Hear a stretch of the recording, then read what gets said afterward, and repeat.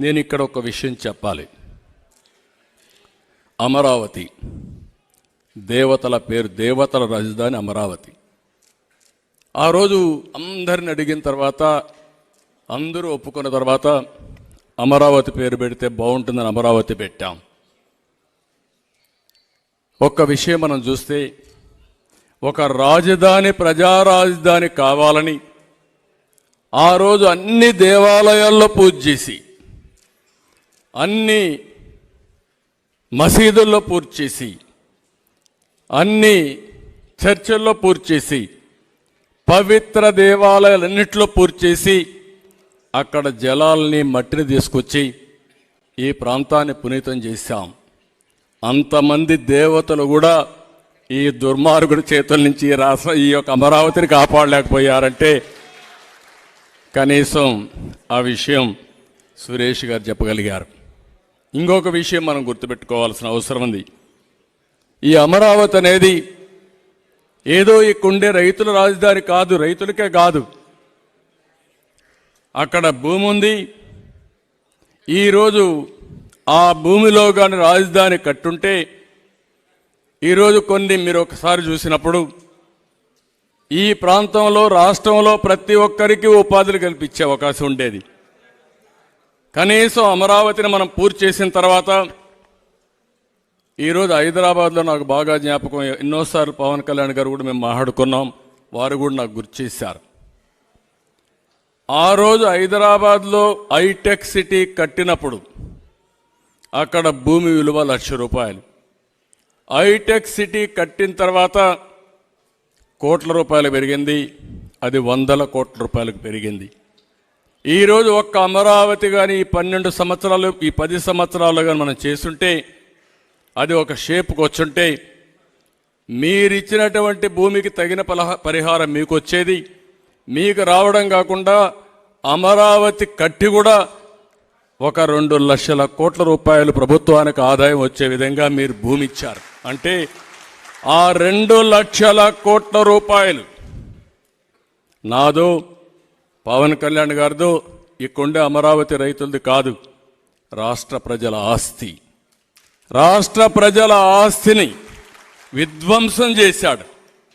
అదే అమరావతిలో బిల్డింగులు కనుక కడితే, అభివృద్ధి చేస్తే జిఎస్టీ వస్తుంది, ఇన్కమ్ ట్యాక్స్ వస్తుంది, ఉపాధి వస్తుంది, పర్చేసింగ్ కెపాసిటీ పెరుగుతుంది, దానిపైన ఆదాయం పెరుగుతుంది. ఈ 10 ఏళ్లలో లక్షల కోట్ల రూపాయల ఆదాయం పెరిగేది. ఆ ఆదాయం ప్రజా సంక్షేమ కార్యక్రమాలకు ఖర్చు పెట్టేవాళ్ళం. 5 ఏళ్లుగా 3 రాజధానులు, ఇప్పుడు 4వ రాజధాని. ఆ రాజధాని మళ్ళా హైదరాబాద్కు పోవాలని మాట్లాడుతున్నారు. సిగ్గు ఎగ్గు ఉంటే మనుషులైతే, అంటే నువ్వు దేహి అని నేను వచ్చేస్తా, నాకు ఇచ్చి అంటే ఇచ్చేస్తే సిద్ధంగా ఉన్నారంటే ప్రజలు. అంటే ఏం మాట్లాడతాడో ఆ పార్టీ, అంటే ఎదురుదాడి చేస్తే, విధ్వంసం చేస్తే ఎవరైనా భయపడిపోతారనే ఆలోచన తప్ప ఇంకోటి లేదు. కనీసం ఈ రాష్ట్రంలో ఇప్పుడు మాట్లాడుతున్నారు, మాకు ఒక అమరావతి, హైదరాబాద్ మారికి ఒక రాజధాని కావాలి, విశాఖపట్నం మారికి ఒక రాజధాని కావాలి, లేకుంటే బెంగళూరు మారికి ఒక రాజధాని కావాలి, లేకపోతే చెన్నై మారికి ఒక రాజధాని కావాలి. మళ్ళీ 10 ఏళ్ళు అయిపోయింది, కోర్టులో కూడా మేమేం చేయలేకపోయాం. మా విధానం 3 రాజధానులు, మళ్ళా తిరిగి వస్తే 3 రాజధానులు కాదు 4వ రాజధాని కోసం పోరాడతామని చెప్పే పరిస్థితికి వచ్చారంటే ఎంత నీచంగా ప్రవర్తించారో మీరు గుర్తుపెట్టుకోవాలి. ఈ పుస్తకం కూడా చాలదు అనిపిస్తుంది నాకు. ఆయన రాశారు కానీ పాపం విధ్వంసం కాదు ఇది. ఈ అరాచకానికి ఏ పేరు పెట్టాలని అర్థం కాని పరిస్థితి ఉంది. అందుకే నేను అన్నా ఒక సైకో విధానం అని. మామూలు వ్యక్తులు ఈ పని, మీరు ఉండేవాళ్ళు ఎవరిని అడుగుతున్నా, ఇలాంటి పనులు చేసి మళ్ళీ సమర్థించుకునే మనస్తత్వం ఎవరికైనా ఉందా అని మిమ్మల్ని అడుగుతున్నా. అది దీంట్లో ప్రత్యేకత. మన పుస్తకంలో చాలా స్పష్టంగా చెప్పారు. ప్రజావేదిక కూల్చి, నేను అక్కడ ఇల్లు ఆడనే ఉన్నా, సర్వ విధాలా ప్రయత్నం చేశాడు. నేనుండే అద్దె ఇంట్లో నుంచి నన్ను వెకేట్ చేయించడానికి 5 ఏళ్ళు ప్రయత్నం చేశాడు, కానీ ఆయన వల్ల కాలేదు. కడాన పక్కనుండే ప్రజావేదిక కూల్చి ఆ డెబ్రీస్ కూడా తీయకుండా అట్లనే పెట్టి ప్రతిరోజు నేను దాన్ని చూసి బాధపడాలనే వ్యక్తిని ఏమనాలో మీరే ఆలోచించుకోవాల్సిందిగా మిమ్మల్ని కోరుతున్నా.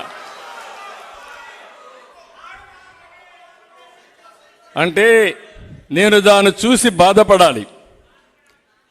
నేనేమడిగాను అక్కడ? పక్కన ఒక ఇది ఉంది, ప్రతిపక్ష నాయకుడిని, దాన్ని నేను వాడుకుంటాను ఇమ్మని చెప్పి ఒక లెటర్ పెట్టాను.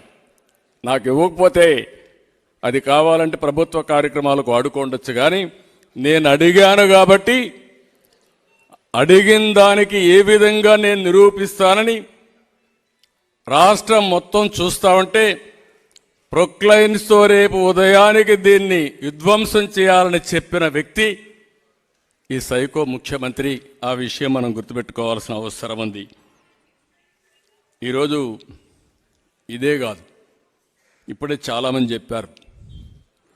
ఒక్క విషయం మీరు చూస్తే ఏ ముఖ్యమంత్రినా సరే, ఏ ప్రజాప్రతినిధి సరే, కడాన రాజకీయాల్లో ఉండే అధికారం రాదు. కానీ మా రామకృష్ణ గారు ఇప్పుడు మాట్లాడినా నా రాష్ట్రం ఇండస్ట్రీస్ రావాలని మాట్లాడతారు. ఇక్కడ ఉండే పిల్లలకు ఉద్యోగాలు రావాలని పోరాడతాం, ఉద్యమాలు చేస్తాం. అది మనందరం చేసే పని. వచ్చే ఇండస్ట్రీస్ని తరిమేసిన ఏకైక ముఖ్యమంత్రి నా సర్వీసులో 40 సంవత్సరాల్లో మొట్టమొదటిసారి చూశాను ఈ ముఖ్యమంత్రిని.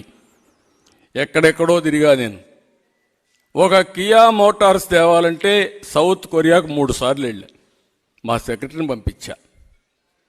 వాళ్ళందరికీ అవన్నీ చెప్పి ఏమేమి ఇస్తామో పోటీలో చెప్పిన తర్వాత వాళ్ళు వస్తే కియా మోటార్స్ పెడితే చిత్తూరు జిల్లాలోనే ఇండస్ట్రీ పెట్టాలి, నా జన్మభూమి రుణం తీర్చుకోవాలని, నా గడ్డ మీద ఇండస్ట్రీ పెట్టి నా వాళ్ళకు ఉద్యోగాలు ఇవ్వాలని అమర్ రాజా బ్యాటరీస్ అక్కడ ఇండస్ట్రీ పెడితే వేధించి అమర్ రాజా బ్యాటరీస్ తెలంగాణకు పారిపోయాడికి జగలిగాడంటే ఎంత దుర్మార్గుడో మీరు అర్థం చేసుకోవాలి.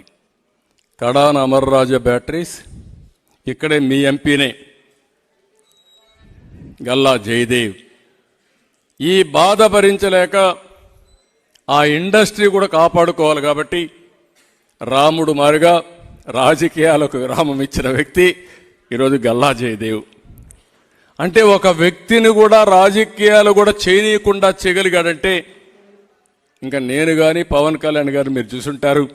మేమిక్కడ దృఢ సంకల్పంతో 5 కోట్ల భవిష్యత్తు ఏ విధంగా కాపాడాలనే సంకల్పంతో ముందుకు పోతున్నాం తప్ప ఇంకోటి కాదు. ఆ విషయం మీరు చూడాలి. కడాన అన్నా క్యాంటీన్ నాకైతే అర్థమే కావడం లేదు. ఇప్పుడు కూడా డైజెస్ట్ చేసుకోవాలన్నా ఆలోచించాలన్నా మైండ్ కూడా పనిచేయడం లేదు.